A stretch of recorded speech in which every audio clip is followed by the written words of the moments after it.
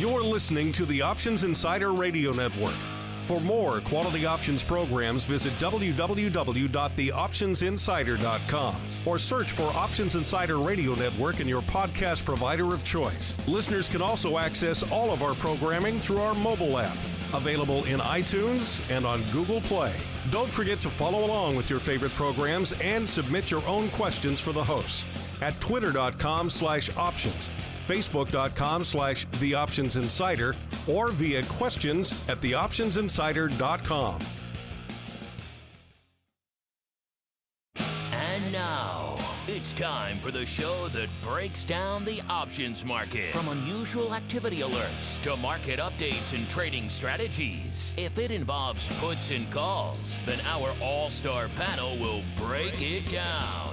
It's time to hit the option block with your host, Mark Longo from theoptionsinsider.com, and co-hosts Alex the Viceroy Jacobson from Options Express, Uncle Mike Tosaw from RCM Asset Management, Andrew the Rock Lobster Giovinazzi, and Mark the Greasy Meatball Sebastian from OptionPit.com. The Option Block is brought to you by Options Express by Charles Schwab. Don't spend time worrying about your broker at Options Express by Charles Schwab.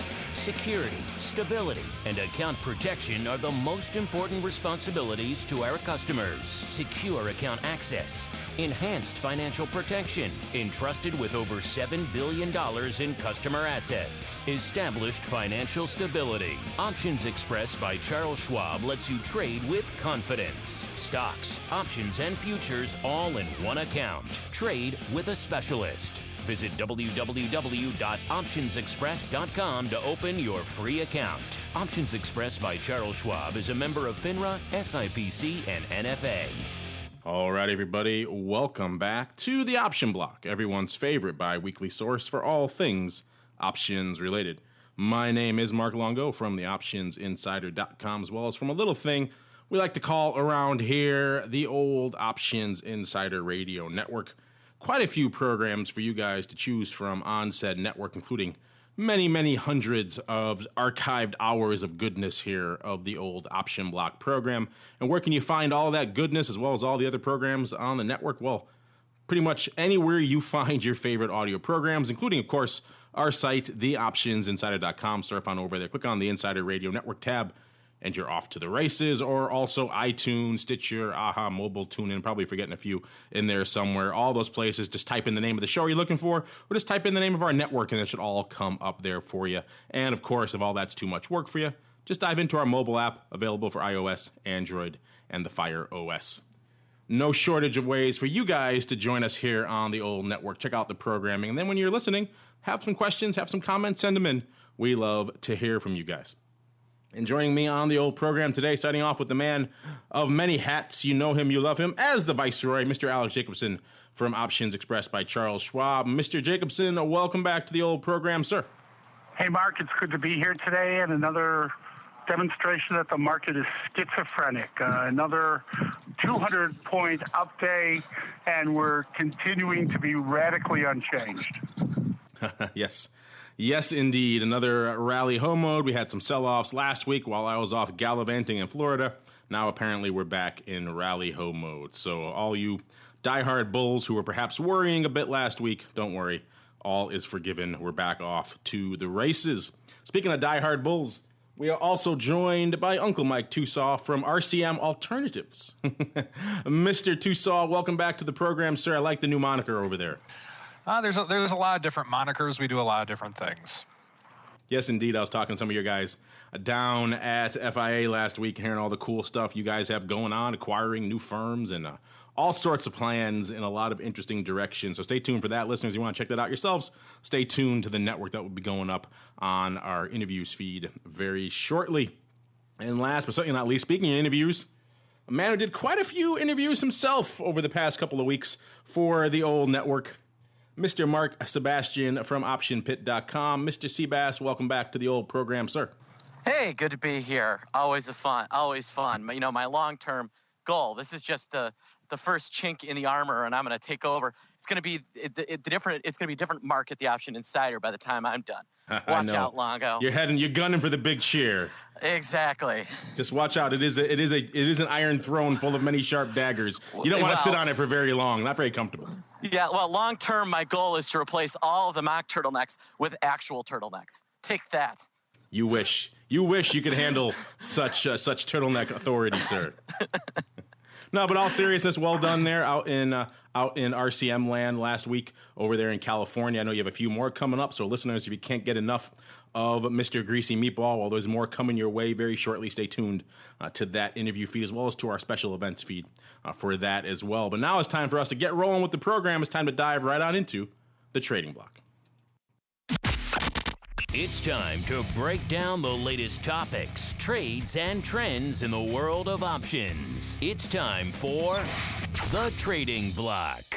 All right, everybody, welcome to the Trading Block. You guys know the drill by now. This is the portion of the show we break down the day that was, what kind of activity caught our eye from a broad market perspective, as we alluded to there at the top of the show. Pretty much rally-ho mode across the street today. Pretty much every major indice up about 1.25 percentage points or so on the day. So just rally-ho wherever you looked. Dow, S&P, and Qs all to the upside aggressively. And, of course, VIX Cash selling off a wee bit as well. Of course, coming on the heels of some interesting movement in the underlying last week. We'll see if we can keep this up for the rest of this week, if the bulls are firmly back in charge, or if indeed this is just a blip on the radar before the bears get their claws and their teeth out. Since we're talking bulls and bears, Uncle Mike, we will start with you. An interesting day, your beloved Apple only up 1%. Ever the laggard, that Apple. That it is. I think today it's just what we did last week is we were selling some put spreads, and we had a little bit of a dip last week on the S&P, and so I've pretty much have yet to meet a dip I didn't like in my whole entire career, actually, quite honestly. But I think that we had some opportunities last week if you're being active and you're doing stuff, as my good friend Andrew Giovinazzi would say.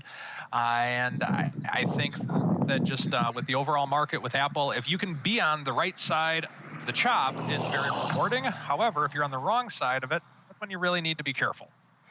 And listeners, in case you're wondering, Mark Sebastian is recording from a downtown city bus. So, sorry, that was a that was a conversion van in need of a new muffler. Well, since you're on the road, why don't we get to you there so you can then swap to your desktop machine there, your office machine. So, what caught your eye in today's activity, sir?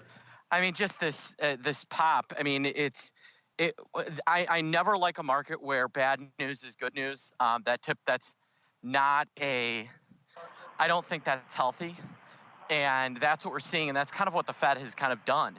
All this volatility ahead of them allegedly being transparent, I think, is really a problem.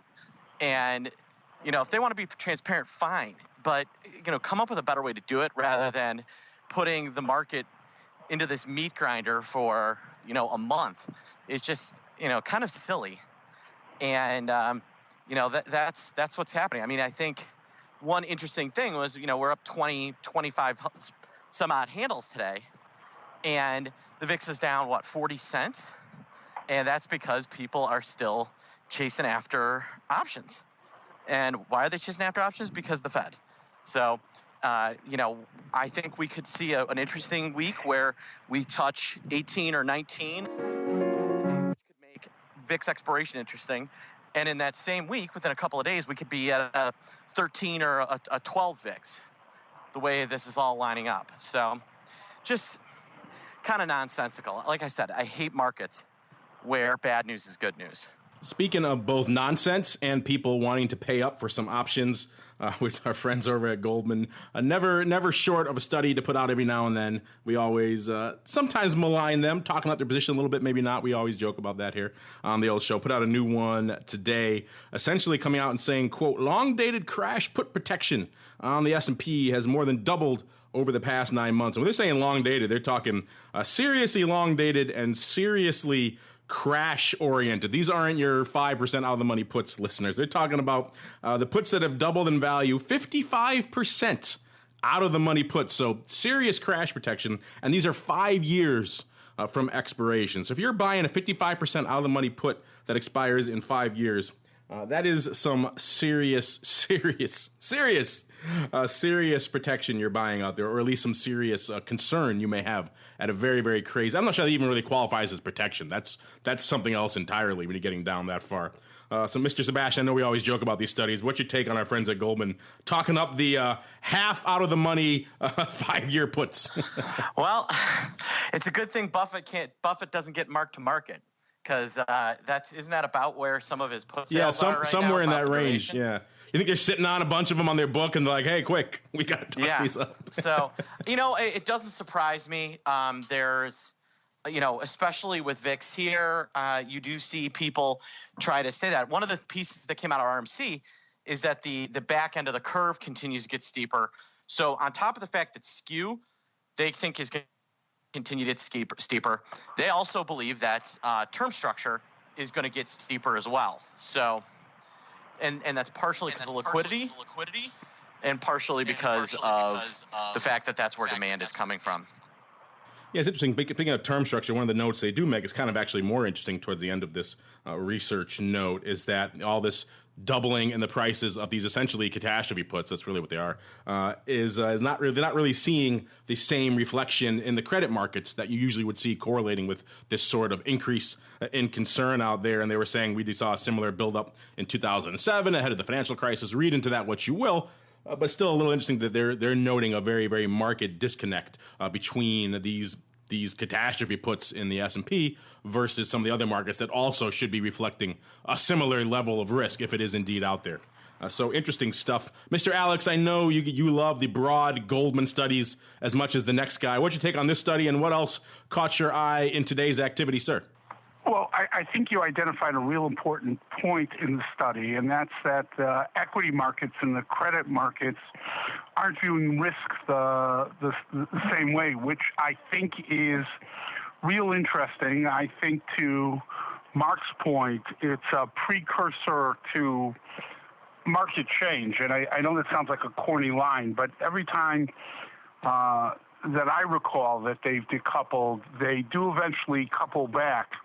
And generally that event is a big rally in one of the two markets. So I would assume, looking at our credit markets, that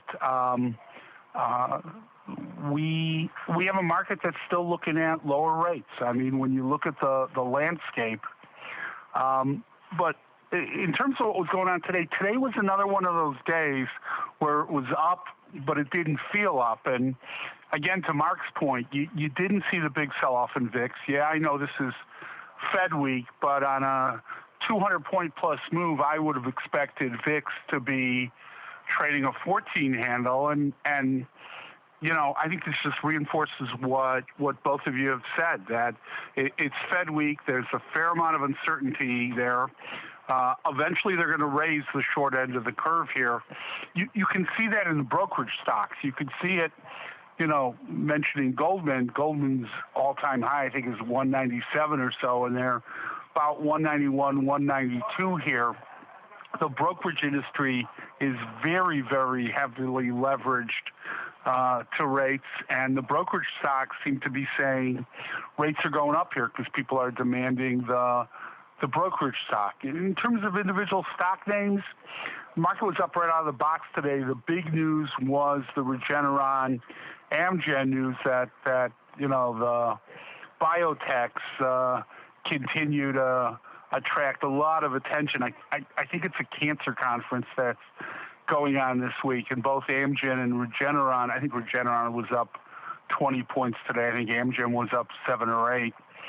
Both with promising biotech to sell into that space. So, but it just didn't have the feel of the up day. The down days don't feel like down days, and the up days don't feel like up days. I think we got to get on the other side of this, the Fed this week for this market to have sort of more clarity. Well, speaking of clarity, I think we're kind of getting some of the opposite, I think, out in out in crude land, at least maybe not today. Today they seem to have a definite range. Last week, of course, or definite direction, I should say. Last week it was kind of all over the place. We're rally ho. Oh no, we're cutting the legs out in the same day. Now we're selling off. Now we're rallying. It was very much a vacillation period last week. Of course, today crude taking on the chin again today. WTI settling at a 6-year low. Brent off about 3%. So it seems like we're back in a downside mode, at least for the time being. Mike, I know you've been talking up a lot of XLE. You've been very interested in that of late, looking at growing some positions out there, mentioning any prolonged dips out there may prompt you to dive in ever further. So what over the past week, in addition to today's activity, have you modified your stance on XLE? Have you jumped in even more? What's going on out there in Tosaw land? Not quite ready to jump in more, but I do still have some money kind of earmarked for it. Would like to see another low on it before really piling into that with all my might. When I say low, I know we're at lows right now, but I'm kind of looking, if we get into the 30s, I'd seriously consider buying more of it. Now, thankfully for today, the stock market has been kind and has rallied up my beloved XLE, even though oil has come down. But I think that you can make the argument that there's not a lot of demand for oil, but if we ever do get inflation back, and if we ever do start to get things the way it seems the Fed wants to get them, I think that oil is going to be a good thing. And in the meantime, well, if you keep a small position in these XLEs that I'm putting people in, the good news is that you're paying less at the pump. So it's kind of like a dividend it's kind of like a built-in covered call, if that makes any sense.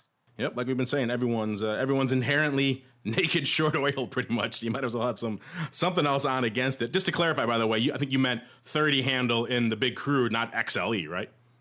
Correct. If we get into the 30 handle in XLE, then we have that's an aggressive sell-off you're looking for. That's like more like those catastrophe puts Goldman was just talking about. Then I can make studies on my puts like what Goldman's doing. I like it. I was like, well, that's a little out of the money even for Uncle Mike. I know he likes to play it safe sometimes, but 50% out of the money in XLE. You may be waiting for those for a little while to start hitting your books. So there you go, Uncle Mike looking to dive both feet into crude, or XLE in his case. Should crude start dipping into the 30, and we're getting not that far away from that. Like I said, 43 handle in the American crude here, so we'll see 43.88. We'll see if we can dip back down into the 30 range, and then we'll see from there. Uncle Mike's diving in. Speaking of diving in, though, we're going to keep on rolling and dive right on into the odd block.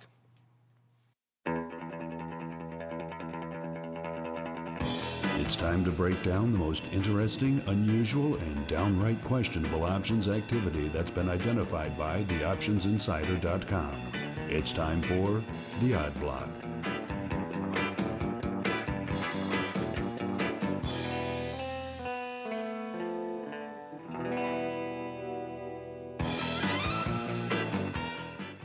All right, everybody. Welcome back to the Odd Block. This is indeed the portion of the program where we break down the weird, the wild, the wonderful paper that we're seeing lighten up the old options market today. Going to kick things off with a name. I don't believe we've discussed this one, at least not on this show, in quite a while. This is US Silica Holdings, ticker symbol SLCA. Closing today off $1.10 to $28.38, 36 cents, I should say. This is the name that does actually fairly decent paper compared to a lot of the names we see that do about 300 contracts a day. This one does about 3,700, so 10x that, and then doing another 8x on top for a total of 25,000 and change going up today in good old SLCA. And in particular, what caught our eye, there was a decent amount of paper across the board, but what really caught our eye was out in the September expiration cycle, to the tune of a fairly tight longer-term put spread. This was the SEP 24-23 put spread going up 5,000 times. Looks like paper selling, so selling the 24s, buying the 23s is why I said it's a pretty tight spread there, listeners. Like I said, 5,000 times for 45 cents. OI on the 24 strike, 5,000 and change, so you can see where we're getting with this one. OI on the 23 strike, about 92 contracts. So looks like it's pretty much your standard good old roll down from the 24 strike to the 23 strike. Given the sell-off we're seeing here, it doesn't really surprise that much, but still it is interesting to go to all that effort, all those contracts. You still have all that time to expiration. You put it on in September, so you gave yourself some time.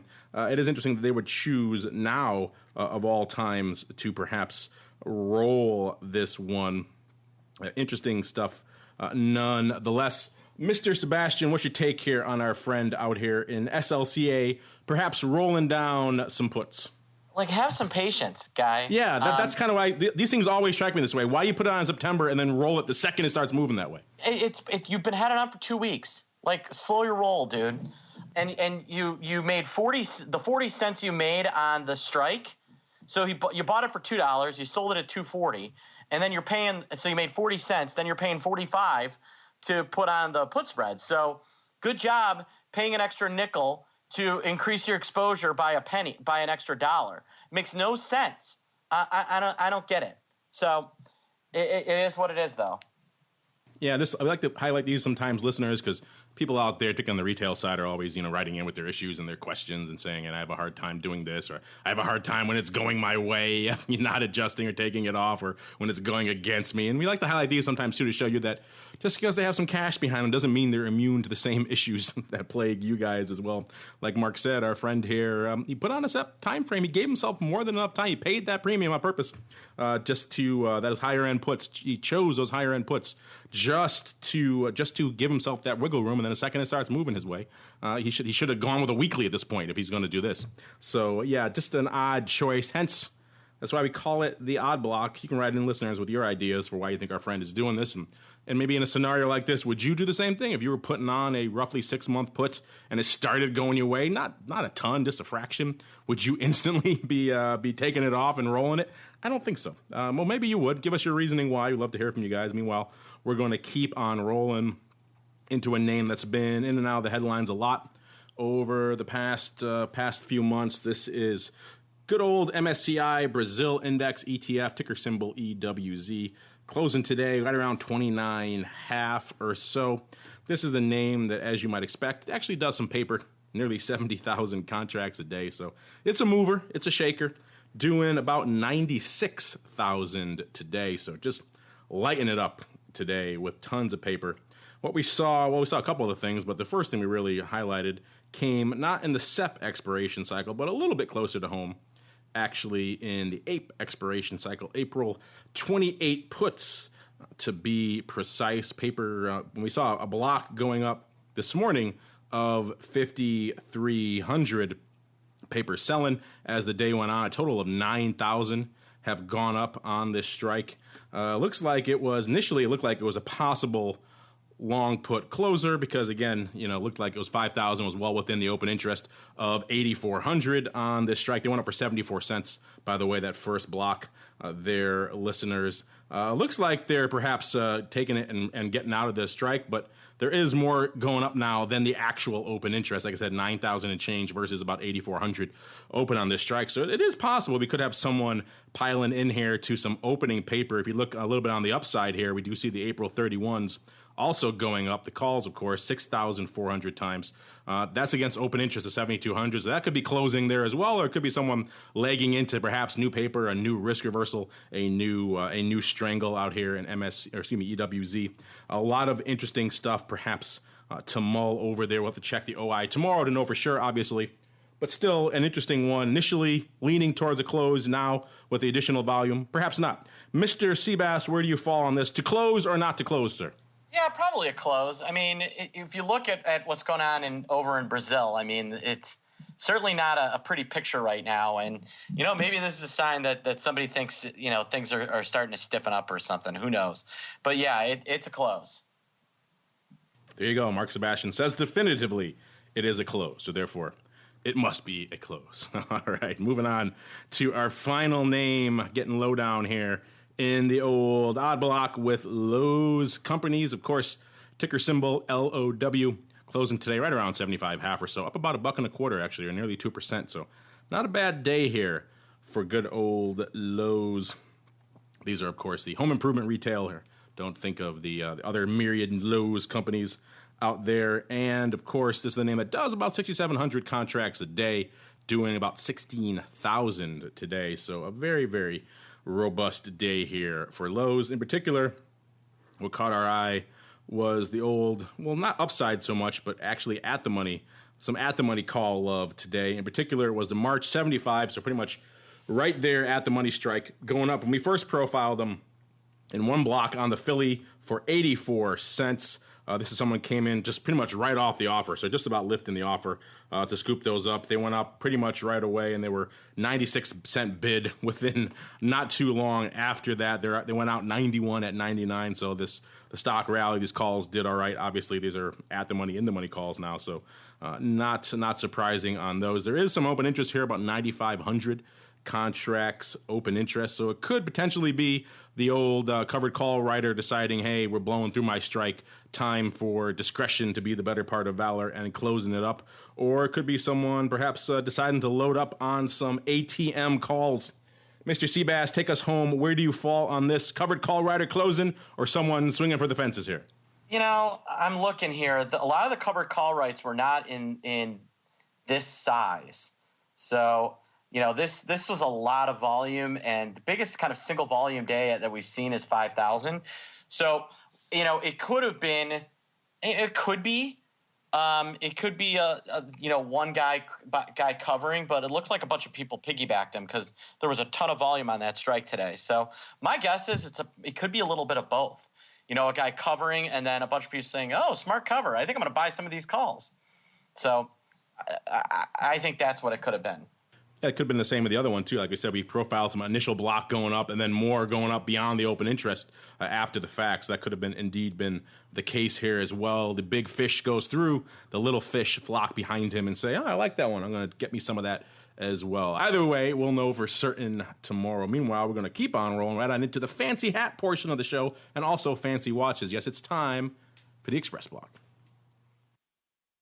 The Xpress Block, brought to you by Options Express by Charles Schwab. Options Express by Charles Schwab lets you trade where and when you want for every level of trading. From advanced charting, free daily trading ideas, and free educational resources. Options Express by Charles Schwab is the online broker for all traders. Best of all, Options Express by Charles Schwab lets you trade stocks, options, and futures all in a single account on powerful yet easy-use trading platforms, including mobile devices. Visit optionsexpress.com for your free account. Options Express by Charles Schwab is a member of FINRA, SIPC, and NFA.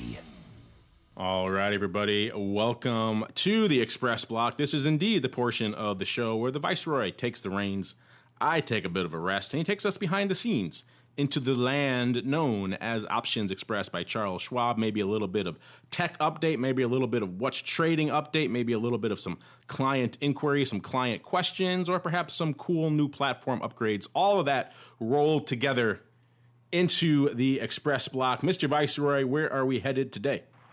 So I'm going to talk about a couple tools that are available here excuse me, on the Option Express platform. And the great thing about the Option Block is every time I talk about a tool in the Express Block, I get, I would say, many emails. I don't want to say inundated with emails asking me to expand or get into a little more detail. And I think that's a testament to how serious the Options Block listener is and how much they want to learn. But today I'm going to talk about the two blogs we produce here every day at Options Express. Mike Zaremski, who heads our futures desk, does a pre-opening blog, and then if there's a big move in the futures markets, he will often do a second blog during the day. Everything here at Options Express is branded with the X. So the futures blog is our Xpresso blog, and the point I want to make is both blogs are available for free. Customers can just come to the site, sign up for the blog. They'll get it by email. They don't have to have an Options Express account. Obviously, if they like the blog, it would be terrific if they opened an account and took some of those actionable ideas and traded them here. The other blog we do is the Xpound blog. And again, everything's branded with an X. So Xpresso is just Xpresso, and Xpound is just Xpound. When you come to the site, if you want to see those. I've written Xpound on some days. Nina has written it. Most days I review it. I'm actually what's called the general securities principal that reviews the blog, and it gets written out of the Schwab folks down in Austin, Texas. But if you're looking for what's going on in the market, actionable ideas, unusual activity, we focus on a handful of unusual activity, volume anomalies every day. Come to optionsexpress.com. Sign up for the blogs. Again, you don't need an account, but they're a great resource. They don't cost anything, but come sign up for Xpresso for futures customers, or Xpound for those of you on the conventional option side, or sign up for both. They're both free, and they're published every day.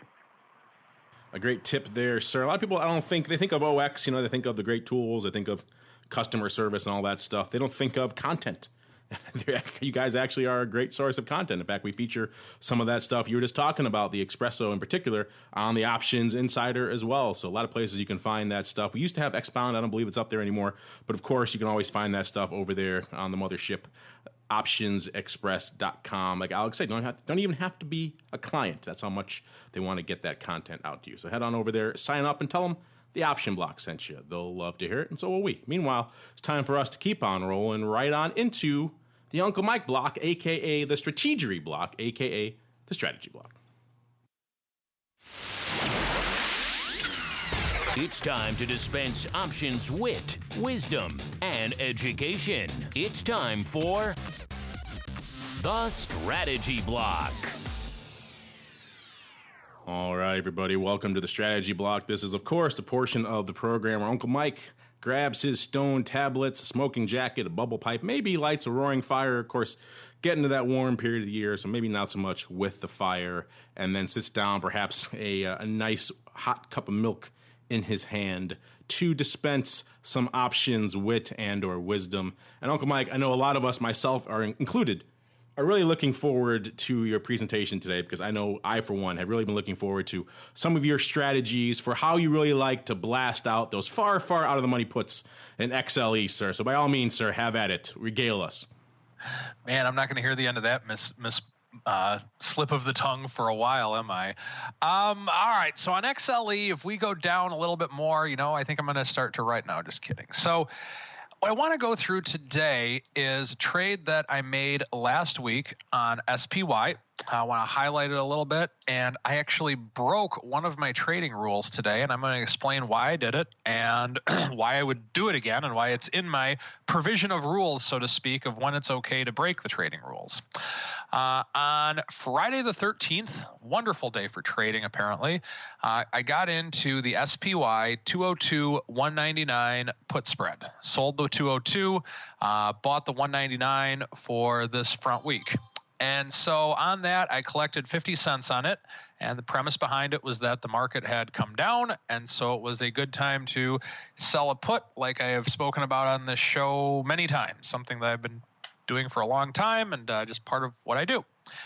This is a put spread. It was designed to finance time decay on a long call for SPY, as well as on a separate strategy, same financing play, so to speak, but on a separate strategy, long 199 put, hedging SPY underlying.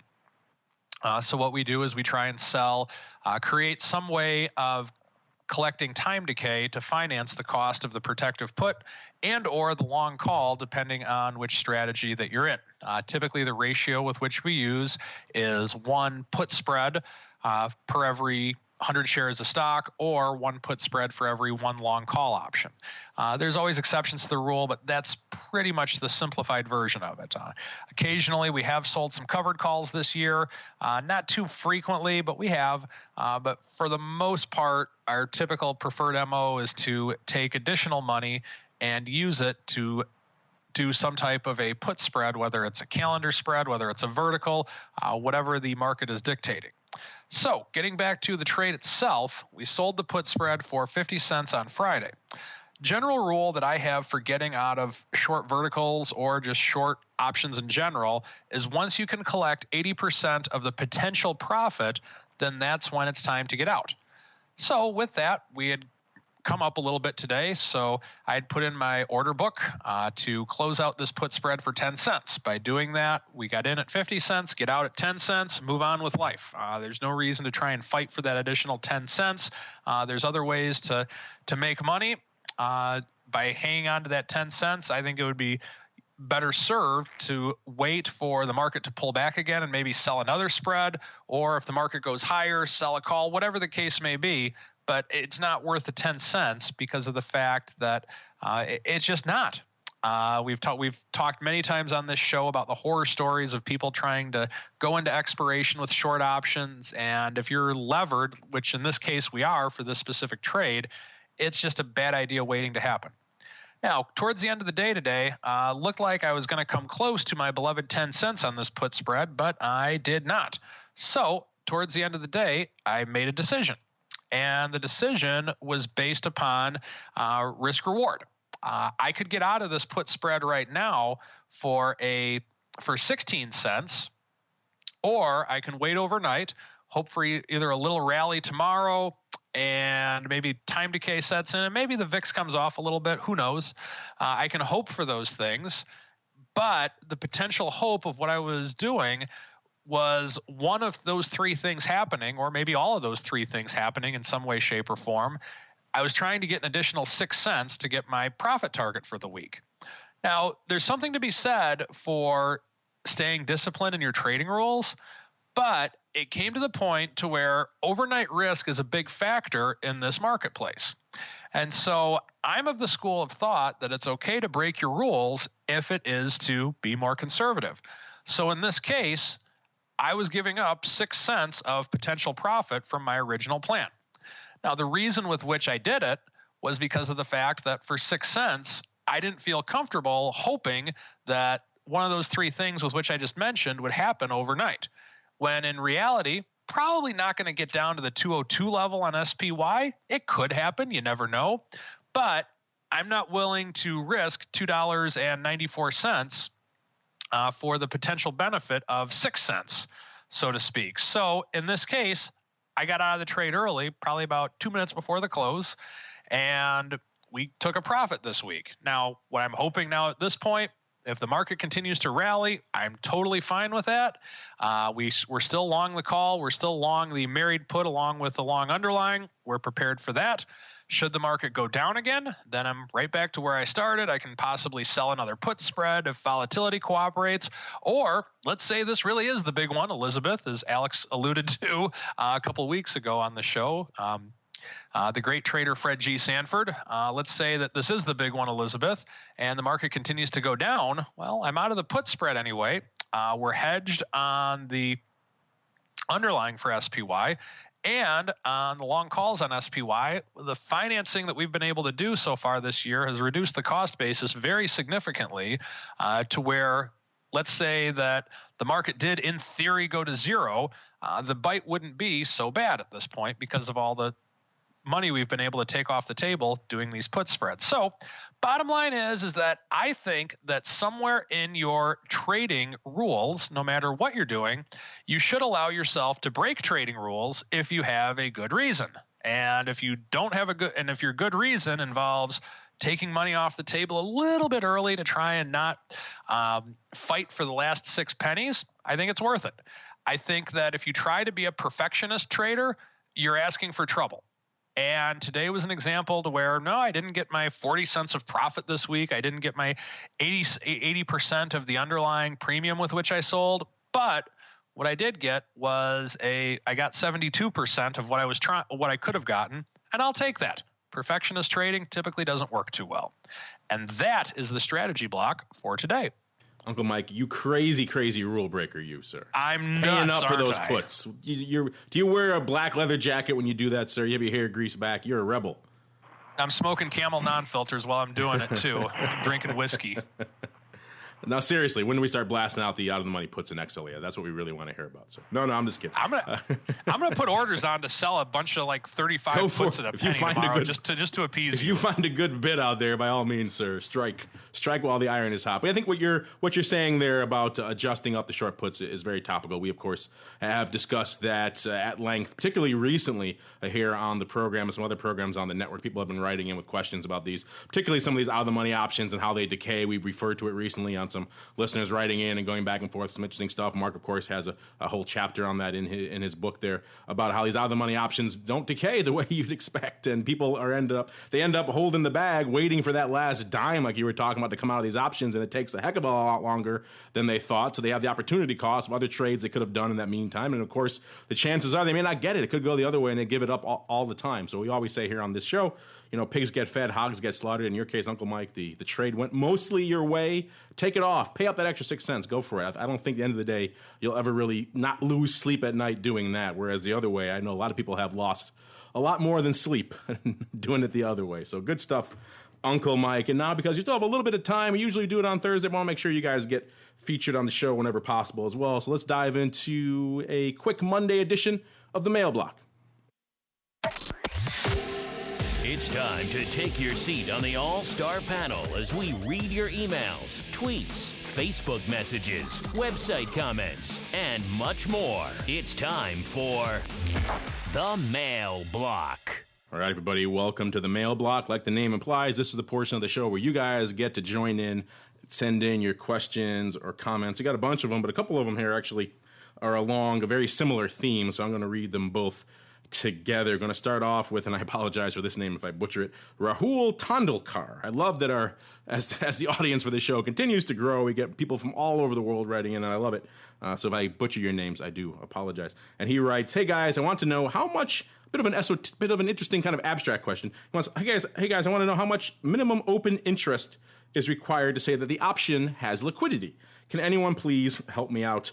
And on a related note, Neil Tompkins wrote in saying, how do I know when an option is going to be less liquid? What are some good suggestions for dealing with less liquid options? So there we go. Everyone apparently in our audience these days has liquidity on the brain. I can't really say that I blame you. It is a frustrating thing for a lot of traders coming in there. They dive into a product they really want to trade, and they only see that it's a buck wide at the money and 5 up or something crazy like that. So that's certainly something that I could see could be frustrating, something you want to avoid. And that's probably where it all really kind of begins and ends from a liquidity perspective. Rahul, you're asking how much. That's a really difficult question to answer because it varies obviously depending on the name and the time and what's going on and how much open interest is, how much volume is going on that day. A name could be liquid one day, not liquid the next, and things like that. So there's no real hard and fast number. But and Neil, the same thing for you there, where I would say, at the end of the day, the end-all, be-all measure of liquidity is always going to be the spread. When that spread, you're looking at the money and near at the money options, if it's fairly tight, you nickel or a dime or so wide, and you got decent size on both sides, then chances are you're going to have a decently liquid option. All these other things you talk about, volume, open interest, all those things should be reflected in that spread. If there's no volume, there's no open interest really to speak of, that spread's going to be wide. If there's a lot of stuff going on, people have a lot more incentive to quote in a much tighter capacity because they know they can get in and they can get out. And also because it's more liquid, they have much more of incentive to come in the middle of the market. And some of these illiquid names, you could work your middle market bids and offers all day like everybody out there wants to do, and chances are no one's going to step up to fill you because they have no incentive. So you really have to trade close to the bid or close to the offer, if not lifting them and hitting them to get filled. So really it starts with the spread, and we could keep going, but I want to make sure everyone else gets a chance to chime in. So perhaps, Mr. Viceroy, we'll start with you. What do you have to say for our tag team of questioners here? Rahul, who wants to know how much is essentially enough from a liquidity perspective, how much is liquid? And Neil, who wants to know what are some good suggestions for dealing with less liquid options?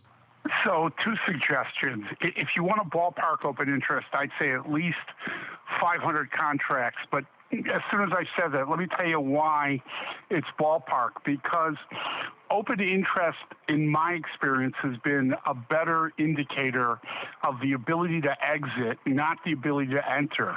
So you may buy something now because it's got 500 or 1,000 open interest, and you carry it close to expiration, and then you look at it, and your 10 contracts is half the open interest. You are in the proverbial roach motel. And the only thing you can really do for less liquid instruments is have the capital to exercise if you're on the long side. Have the capital to work the inefficiencies out of the market. But as you pointed out, Mark, you know, the bid-offer spread is a big part of it. Does something with zero open interest have liquidity? Yes, the underlying trades a lot. You know, classic story of Telmex in the heyday of the SIBO. You could have looked at a zero open interest options and traded 10,000 a tick wide because the stock was so liquid. If the stock isn't liquid, the option's never going to be liquid. I mean, it's sort of a catch-22. There's got to be liquidity somewhere. If there isn't, I would either avoid trading it. I'd want, some open interest, 500, maybe 1,000. But that's not a good indicator either, because if it all goes away by the time you try to get out, you are in a roach motel.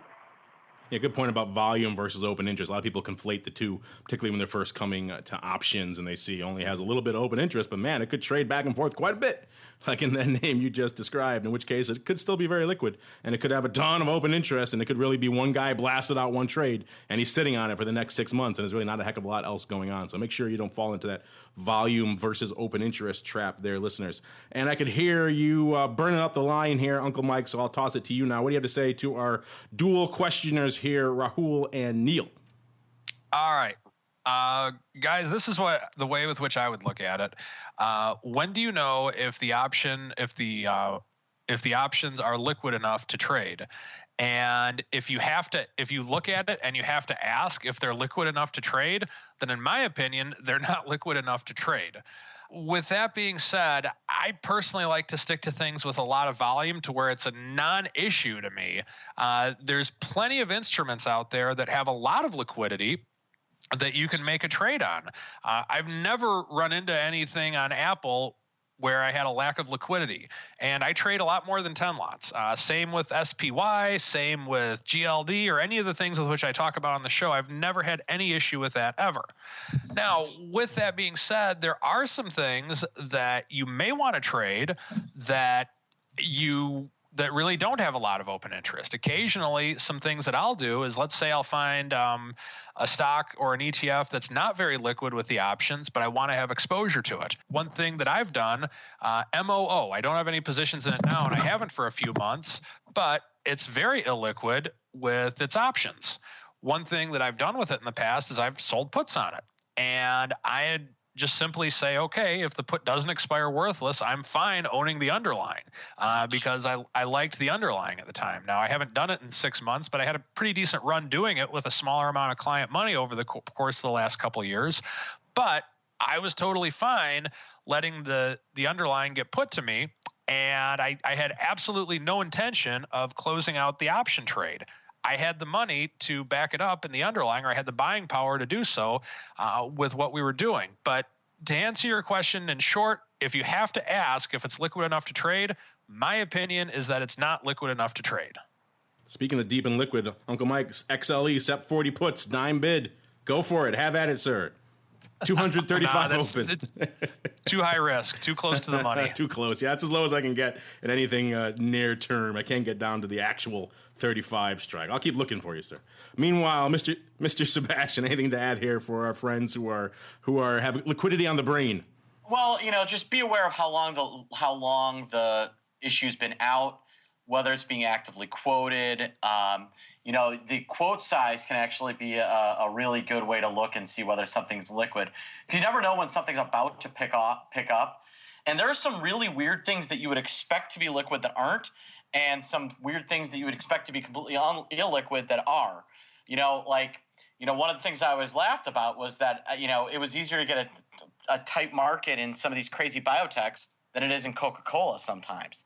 So Just because, so that's just something to be aware of, is that it really just takes some research and some understanding of what's going on. Yeah, that's a good point, too. I think listeners, if they heard, Mark, you were on that episode, I believe. We did an episode of Volatility Views with Ewan Sinclair a few months back.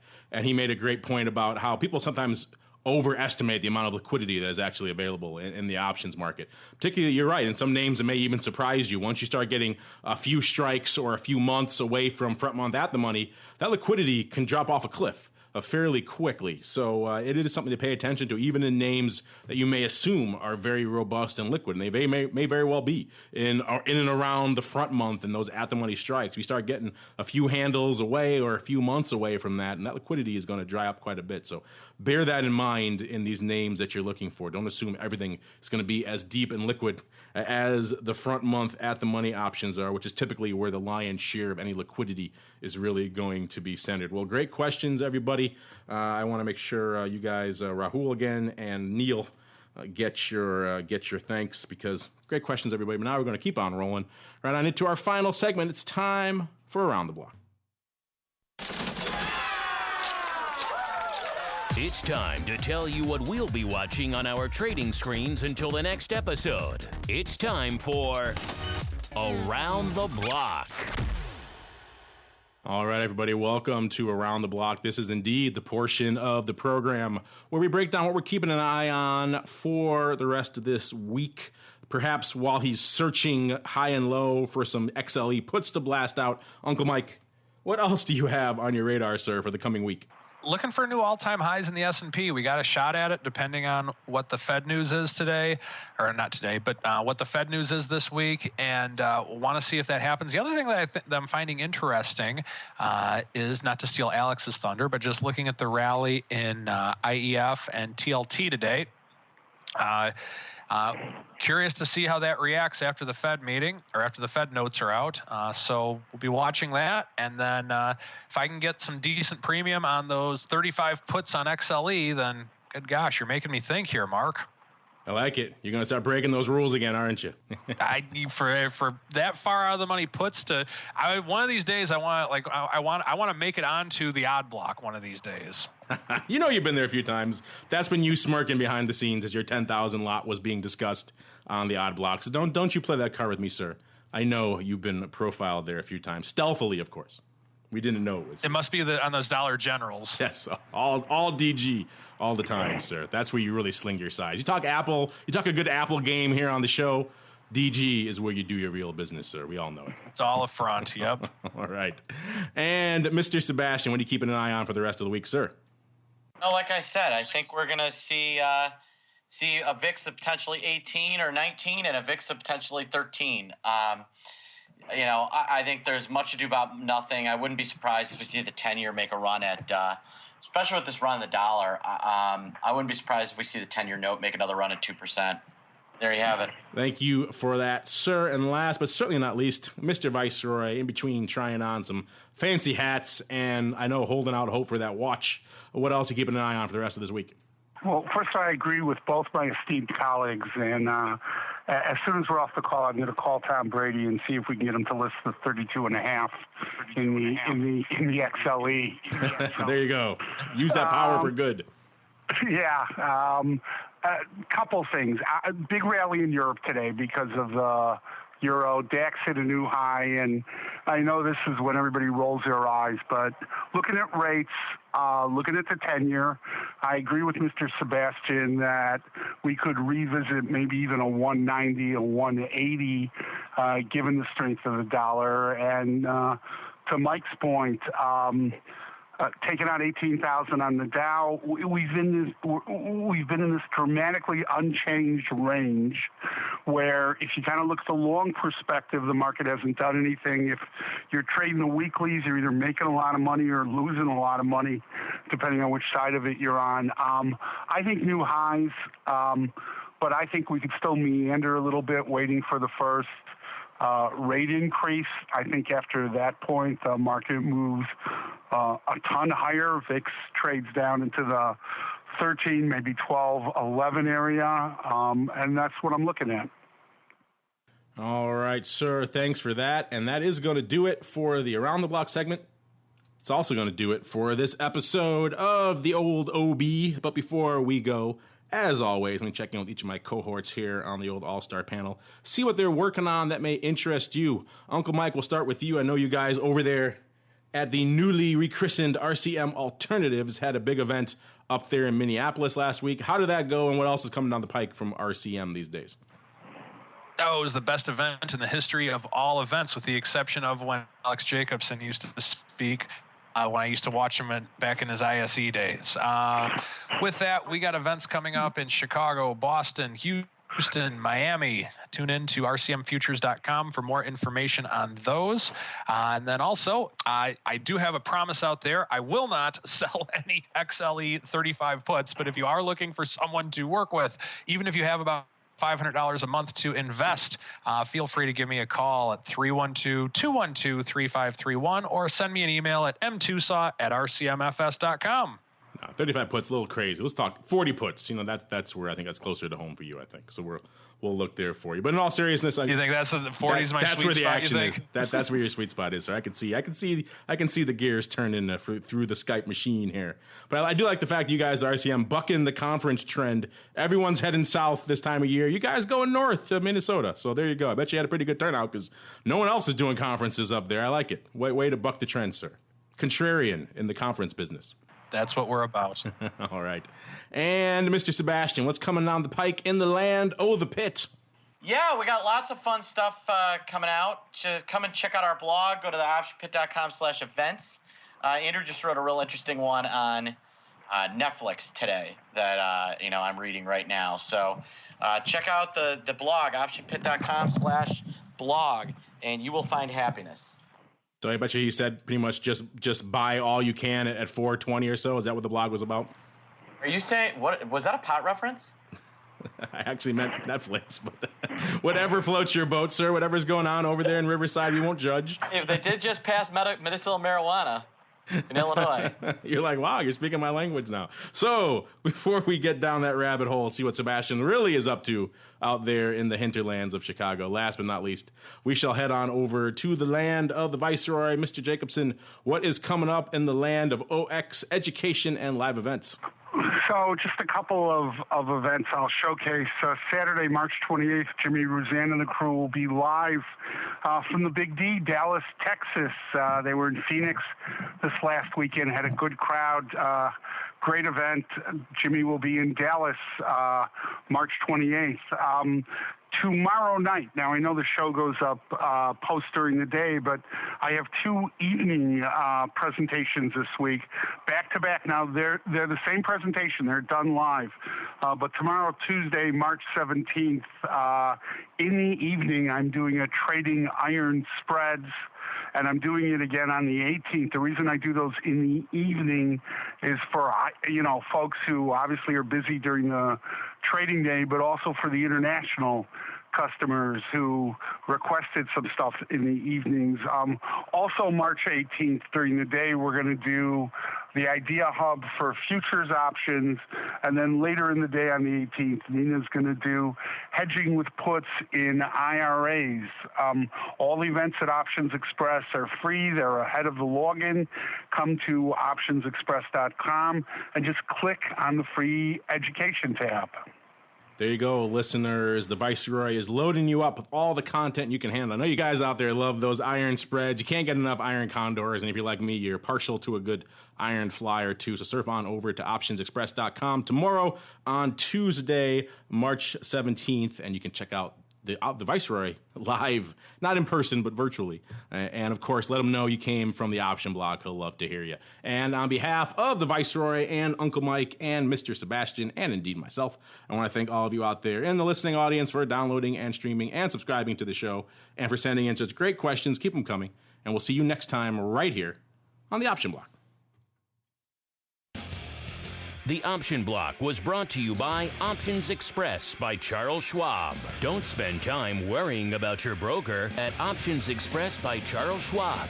Security, stability, and account protection are the most important responsibilities to our customers. Secure account access, enhanced financial protection, entrusted with over $7 billion in customer assets, established financial stability. Options Express by Charles Schwab lets you trade with confidence. Stocks, options, and futures all in one account. Trade with a specialist. Visit www.optionsexpress.com to open your free account. Options Express by Charles Schwab is a member of FINRA, SIPC, and NFA.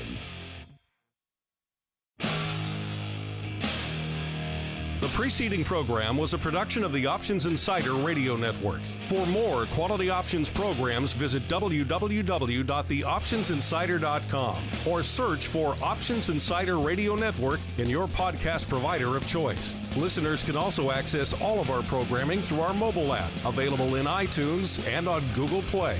Don't forget to follow along with your favorite programs and submit your own questions for the hosts at twitter.com/options, facebook.com/theoptionsinsider, or via questions at theoptionsinsider.com.